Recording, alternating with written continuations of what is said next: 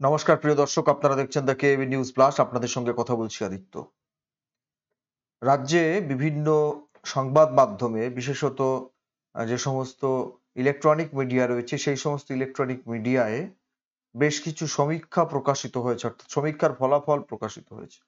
কোন আসনে কে এগিয়ে, গোটা রাজ্যে ৪২ আসনের মধ্যে কোন দল কত আসনে এগিয়ে রয়েছে বা কোন দলের জয়ের সম্ভাবনা বেশি ইত্যাদি বিষয় নিয়ে একটা সমীক্ষা প্রকাশিত হয়েছে। একটা বলবো কেন, অসংখ্য সমীক্ষা এরকম প্রকাশিত হয়েছে। সেটা যেমন বৈদ্যুতিন মাধ্যমে হয়েছে, ঠিক একইভাবে সংবাদ মাধ্যমেও হয়েছে, ঠিক একইভাবে সমাজ মাধ্যমেও বিভিন্ন চ্যানেলের পক্ষ থেকে, বিভিন্ন প্ল্যাটফর্মের পক্ষ থেকে সমীক্ষা প্রকাশ করা হয়েছে। এই সমীক্ষাগুলোর পাশাপাশিও প্রত্যেকটা রাজনৈতিক দলের বিশেষ কিছু নিজস্ব সমীক্ষক রয়েছেন। তারাও কিন্তু তাদের মতো করে চেষ্টা করছেন সমীক্ষা করে মানুষের মনটাকে জানার। আপনাদের নিশ্চিতভাবে মনে আছে মাঝে মধ্যে আপনাদের কাছে ওভার টেলিফোনে বিভিন্ন কায়দা কৌশল করে বিভিন্ন প্রশ্ন জেনে নেওয়া হয়। গতবার আপনি কাকে ভোট দিয়েছিলেন? এবারে আপনার প্রথম পছন্দ কে? কাকে এবারে দেশের প্রধানমন্ত্রী হিসেবে দেখতে চান? কাকে এ রাজ্যে ক্ষমতায় দেখতে চান? ইত্যাদি বিভিন্ন কায়দা কৌশল করে বিভিন্নভাবে আপনাদের কাছ থেকে আপনাদের মতামত জেনে নেওয়ার চেষ্টা করা হয়। এগুলো রাজনৈতিক দলের অভ্যন্তর থেকে করা হয়। আ এছাড়াও আমি যেটা ১ম এই বললাম যে বিভিন্ন বৈদ্যুতিন মাধ্যম, বিভিন্ন সংবাদ মাধ্যম তারা তাদের মতো করে সমীক্ষা করে।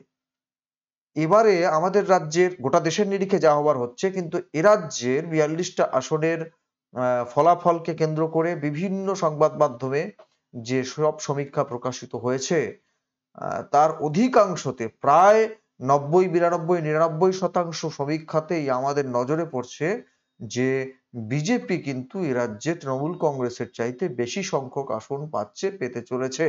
প্রত্যেকটা সমীক্ষাতেই রাজ্যের শাসক দলকে কার্যত পিছিয়ে রাখা হয়েছে এবং দেশের শাসক দল অর্থাৎ বিজেপিকে কার্যত এগিয়ে রাখা হয়েছে। কোথাও বিজেপিকে ২৫ টা, কোথাও ২৬ টা, কোথাও ২২ টা, কোথাও ২৩ টা। সাম্প্রতিক সময়ে তো ৩০, ৩২, ৩৫ পর্যন্ত চলে যাচ্ছে বিজেপির পক্ষে। এরকমই দেখানো হচ্ছে সমীক্ষাতে। এবার যারা সমীক্ষা করছেন তারা প্রত্যেকেই কিন্তু ওই আপ্তবাক্যটি বলতে ভুলছেন না। তারা প্রত্যেকেই বলছেন যে এই সমীক্ষাকে আপনারা কেউ ধ্রুব সত্য বলে মেনে নেবেন না। কারণ সমীক্ষা কখনো ১০০% মেলে, কখনো ৫০% মেলে, কখনো ১% মেলে না। সম্পূর্ণ ভুল প্রমাণিত হয় ১০০%। সুতরাং সমীক্ষাকে আপনারা ধ্রুব সত্য বলে কেউ মেনে নেবেন না। আমরা জাস্ট একটা আভাস পাওয়ার চেষ্টা করছি মাত্র। একটা বৈজ্ঞানিক পদ্ধতি তাদের আছে নিশ্চিতভাবে, গোটা বিষয়টাকে উড়িয়ে দেবার মতো নয়, যে কারো মন গড়া বিষয় তো নয়, এটা একটা পদ্ধতি আছে, স্যাম্পল সার্ভে, তার উপর করে এই জিনিসটা করা হয়। এবার হ্যাঁ, এটা ঠিক যে কখনো কখনো অনেকটা মিলে গেছে, কখনো কখনো একেবারেই মেলেনি, আবার কখনো কখনো একটা ইহাও হয় ইহাও হয় টাইপের একটা হয়েছে।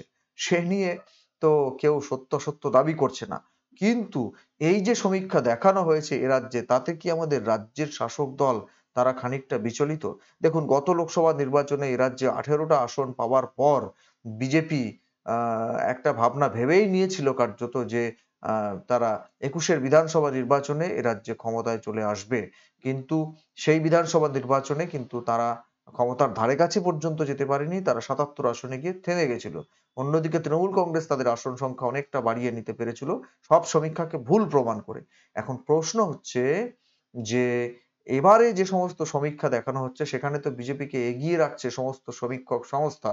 আর তাতে সাধারণ মানুষ কি, সাধারণ ভোটাররা কি কিছুটা হলেও প্রভাবিত হচ্ছেন?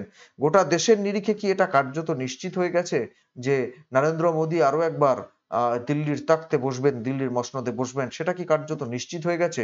এবং সেই নিশ্চয়তার নিরিখে এ রাজ্যে গতবারের চাইতেও কি বিজেপির আসন সংখ্যা বেড়ে যাবে? যেটা দেখানো হচ্ছে সমীক্ষক বিভিন্ন সংস্থার তরফ থেকে। এবং এর ফলেই কি বিচলিত আমাদের রাজ্যের শাসক দল? তাই কি তারা বলতে শুরু করেছেন যে ওসব সমীক্ষা-ফমীক্ষা দেখবেন না। আপনারা এ রাজ্যের শীত গ্রীষ্ম ভরসা, মমতা বন্দ্যোপাধ্যায় ভরসা, তার উপরে ভরসা রাখুন। বাংলার উন্নয়নের দিকে তাকান, মমতা বন্দ্যোপাধ্যায়ের সংগ্রামের দিকে তাকান, অভিষেক বন্দ্যোপাধ্যায়ের লড়াইয়ের দিকে তাকান, আপনারা আপনাদের ভোটটা দিন। এই কথা বলবার চেষ্টা করছে তৃণমূল কংগ্রেস। কিন্তু যদি রাজ্যের নিরিখেই ভোটের কথা বলতে হয়, তাহলে মমতা বন্দ্যোপাধ্যায়ের লড়াই সংগ্রামের কথা যেমন আসবে, অভিষেক বন্দ্যোপাধ্যায়ের সংগ্রামের কথা যেমন আসবে, তেমনি এ রাজ্যে ব্যাপক ব্যাপক ব্যাপক দুর্নীতি, গোটা দেশের নিরিখে কার্যত একটা রেকর্ড সৃষ্টিকারী দুর্নীতি এই সরকারের আমলে হলো। এই সরকারের এতজন নেতা মন্ত্রী তারা জেলে বন্দী, অভিযুক্ত হয়ে তাহলে সে বিষয়গুলো আসবে না, মানুষ সে বিষয়গুলোতে নজর রাখবেন না। গোটা দেশের নিরিখে যদি ভোট হয় তাহলে নিশ্চিতভাবে যেমন 10 বছরে নরেন্দ্র মোদীর বিরুদ্ধে সামান্যতম প্রতিষ্ঠান বিরোধিতা কাজ করলেও করতে পারে, তা সত্ত্বেও বিরোধীদের একজোট হতে না পারার একটা সুবিধা যদি নরেন্দ্র মোদী পান, দেশের নিরিখে যদি ভোট হয় তাহলে এই রাজ্যে বিজেপির আসন সংখ্যা নিশ্চিতভাবে বাড়বে। আর যদি রাজ্যের নিরিখে ভোট হয়, যেটা দাবি করছেন তৃণমূল কংগ্রেসের নেতৃবৃন্দ, রাজ্য সম্পাদক মাননীয় কুণাল ঘোষ তিনি দাবি করছেন, এখন প্রশ্ন হচ্ছে রাজ্যের নিরিখে যদি ভোট হয় তাহলে মমতা বন্দ্যোপাধ্যায় অভিষেক বন্দ্যোপাধ্যায়ের লড়াই সংগ্রামের কথা আসবে, লক্ষ্মীর ভান্ডার থেকে শুরু করে অন্যান্য উন্নয়নের কথা আসবে, অথচ এত এত এত দুর্নীতি, এত জেল, এত অভিযুক্ত নেতা মন্ত্রীরা, তাদের কথা আসবে না? আসবে, নিশ্চিতভাবে আসবে। আর সেই জায়গা থেকেই বেশ কিছুটা বিচলিত তৃণমূল কংগ্রেসের নেতৃত্ব, যা ফুটে উঠছে কুণাল ঘোষের কথায়। আপনারা শুনুন কুণাল ঘোষ কি বলেছেন, তারপর আসছি আরো দু একটা জরুরি কথায়। শুনুন। খুব স্পষ্টভাবে বলি, যারা যে সমস্ত সমীক্ষা প্রকাশিত হচ্ছে, আমরা জনগণের উপর পূর্ণ আস্থা রাখছি। 2021 সালের বিধানসভা নির্বাচনে আমরা দেখেছিলাম গেল গেল গেল গেল গেল গেল রব তুলে তৃণমূলকে দুর্বল দেখিয়ে অন্য দলকে এগিয়ে দেওয়া হয়েছিল। তার নিট রেজাল্ট, তৃণমূল 200-র উপর আসন পেয়ে তৃতীয়বারের জন্য ক্ষমতায় এসেছিল। তো এই সমীক্ষার ইতিহাসে বারবার দেখা গেছে যে সমীক্ষা জনমতের সঙ্গে সামঞ্জস্যপূর্ণ হয়নি, অর্থাৎ সমীক্ষা ভুল বলে প্রমাণিত হয়েছে। ফলে আমরা মানুষকে বলবো, নিজেদের অভিজ্ঞতা, মমতা বন্দ্যোপাধ্যায়ের উন্নয়ন, অভিষেক বন্দ্যোপাধ্যায়ের লড়াই, কেন্দ্রের বৈষম্য, কেন্দ্রের বাংলা বিরোধী চক্রান্ত, আপনাদের জীবনের ভালো থাকার বাংলার সরকার, শীত গ্রীষ্ম বর্ষা মমতা বন্দ্যোপাধ্যায়ের সরকার ভরসা, এই অনুভূতির উপর দাঁড়িয়ে কোনো সমীক্ষায় প্রভাবিত হবেন না। তৃণমূল বিপুলভাবে জিততে চলেছে। 30 থেকে 35টি সিট তৃণমূল পাবে, ওটা 36, 37, 38 অব্দি চলে যায়, যাতে নেতৃত্ব সর্বশক্তিতে চেষ্টা করছেন। মানুষের বিপুল সাড়া পাওয়া যাচ্ছে। ফলে এই সমীক্ষাগুলিকে আপনারা নিজেদের সিদ্ধান্তে থাকুন, সমীক্ষার দিকে তাকাবেন না। আর এরকম সমীক্ষা এগিয়ে ও পিছিয়ে, কিন্তু এত পার্সেন্ট ভোট সুইং হলে উল্টে যেতে হবে, অর্থাৎ এও হয় ও হয়। মাঝখানে তারাই আবার বলে রাখছেন যে এত পার্সেন্ট সুইং যদি হয় তাহলে আবার এ থেকে বি হয়ে যাবে। ফলে এসব ছেলে মানুষই দর্শক ধরার খেলার মধ্যে ঢুকবেন না।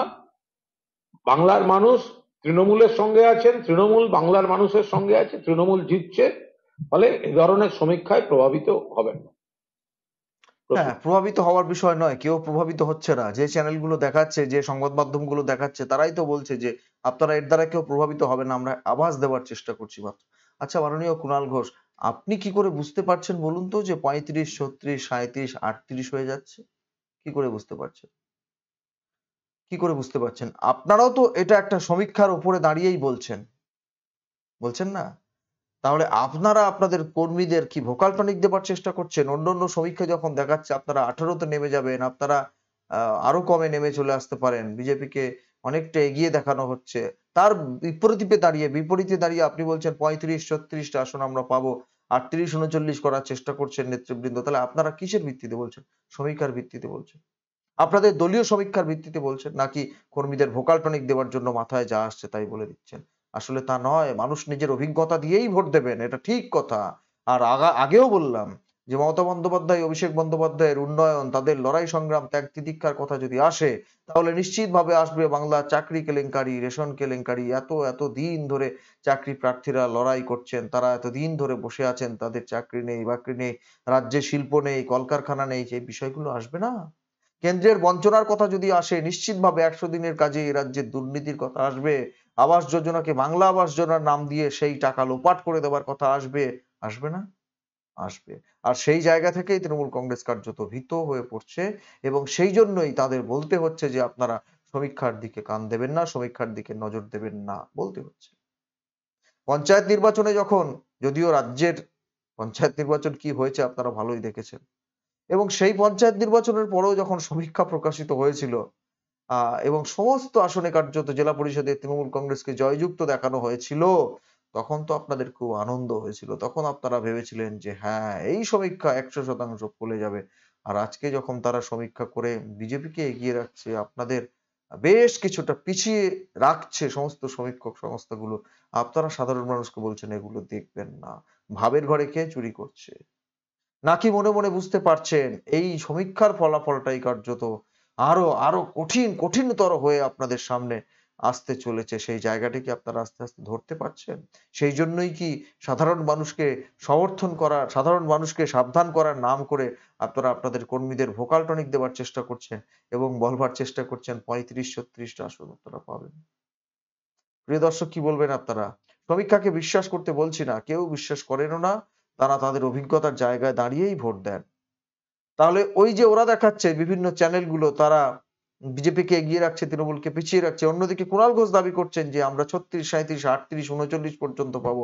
তিনিও তো একটা সমীক্ষার ভিত্তিতেই কথা বলছেন, নাকি মুখে যা আসছে তাই বলে দিচ্ছেন? উত্তর দেবেন আপনারা। আপনাদের মূল্যবান মতামত কমেন্ট বক্সে কমেন্ট করে জানাবেন। নজর রাখবেন আমাদের প্রত্যেকটা প্রতিবেদনে। দেখা হবে পরের প্রতিবেদন নিয়ে খুব তাড়াতাড়ি। ধন্যবাদ।